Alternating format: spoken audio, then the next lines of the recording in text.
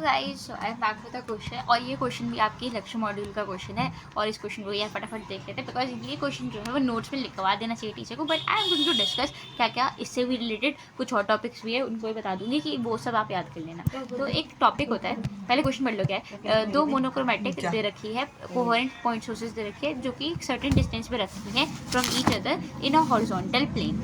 अब बोला है locus of all the points in a plane क्या होगा, जहाँ पे क्या होगा, कंस्ट्रक्टिव इंटरफेरेंस होगा। तो ध्यान से देखो यार, ये आता है topic called shapes of fringes में। तो मैंने बहुत वीडियोस देखी, पता लगाया कि ये क्या है और क्या बोलना चाहता है। नीट लेवल पे अपन को कितना पता होना चाहिए। सो आई गॉट टू नो ये टॉपिक आता है शेप्स ऑफ फ्रिंजेस में। शेप्स ऑफ फ्रिंजेस में बोले तो अगर हमारे दो सोर्सेज ऐसे सोर्सेज दे रखे हैं, ये क्या है हमारे पॉइंट सोर्सेज हैं, ये हमारे क्या है पॉइंट सोर्सेज हैं। तो ये पॉइंट सोर्सेज दे रखे हैं। तो जब भी पॉइंट सोर्सेज हमें दे रखे होते हैं तो ये क्या बनाता है, जो इसका वेव फ्रंट होता है, ठीक है, तो इस तरीके से बनता है कि अगर दो पॉइंट सोर्सेज हैं तो उससे बनने वाला बीच में एकदम सेंट्रल मैक्सिमा जो होता है, लेट मी यूज सम अच्छा कलर, हाँ, तो एकदम जो सेंट्रल मैक्सिमा होता है वो तो इस तरीके से होता है, स्ट्रेट रेक्टेंगुलर।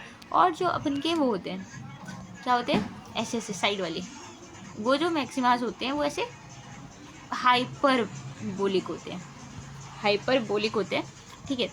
ऐसे ही आपको एक और याद रखना है, जैसे मतलब तीन होते हैं, तीन शेप्स ऑफ फ्रिंजेस पढ़ते हैं, तीन शेप्स ऑफ फ्रिंजेस होते हैं। अगर यहीं पे क्या दे रखा होता है, रेक्टेंगुलर स्लिट्स दे रखी होती, इस तरीके से रेक्टेंगुलर स्लिट्स दे रखी होती, और फिर हमसे पूछा होता क्या होगा, यहाँ पे तो पॉइंट बोला था तो फैमिली ऑफ क्या होगा, हाइपरबोलिक होगा इसका।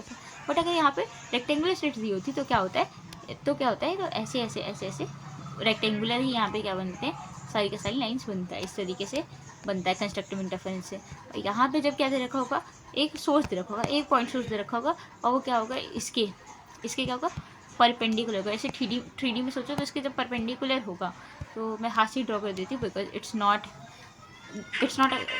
बिकमिंग अ गुड एग्जाम, वो क्या बोलते हैं, इमेजिनेशन, ठीक है। इस तरीके से ये परपेंडिकुलर होगा, तो अगर ये परपेंडिकुलर होगा तो कैसा बनेगा यहाँ पे, तो यहाँ पे बनेंगे स्फेरिकल। अगर एक क्या है पॉइंट सोर्स है, जैसे सर्कुलर फ्रिंजेस बनेंगे। तो दिस इज ऑल, ये शेप्स ऑफ फ्रिंजेस में टॉपिक आता है। तो यहाँ पे आंसर क्या होगा, hyper family of hyperbolas. So moreover you have to learn all these things, but एक हेल्प हो जाएगी।